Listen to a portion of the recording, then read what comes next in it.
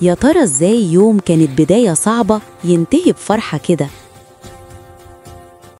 كان يوم جميل والشمس منورة، وبيني وبينه كانوا بيلعبوا سوا ببالونة حمرة كبيرة في الجنينة، بيضحكوا وبيجروا حوالين بعض.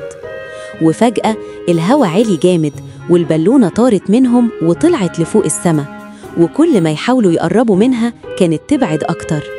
بيني قعد على العشب زعلان ومكسوف شوية، حاسس إنه ضيع البالونة اللي كان بيحبها. بس بينا قربت منه بابتسامة وقالت له بهدوء: استنى، يمكن نقدر نرجعها. وأشارت على الشجرة العالية اللي البالونة علقت فيها. الاتنين بدأوا يشتغلوا مع بعض، ربطوا فرعين بخيط علشان يعملوا عصاية طويلة، وكانوا مركزين جدا ومتحمسين للفكرة. بيني رفع العصاية بحذر، مد ايده شوية بشوية، ولما قرب منها قدر يمسك البالونة أخيراً.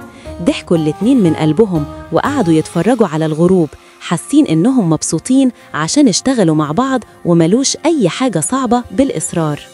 أصحابي، ما تنسوش تعملوا لايك وسبسكرايب عشان يوصلكم كل جديد.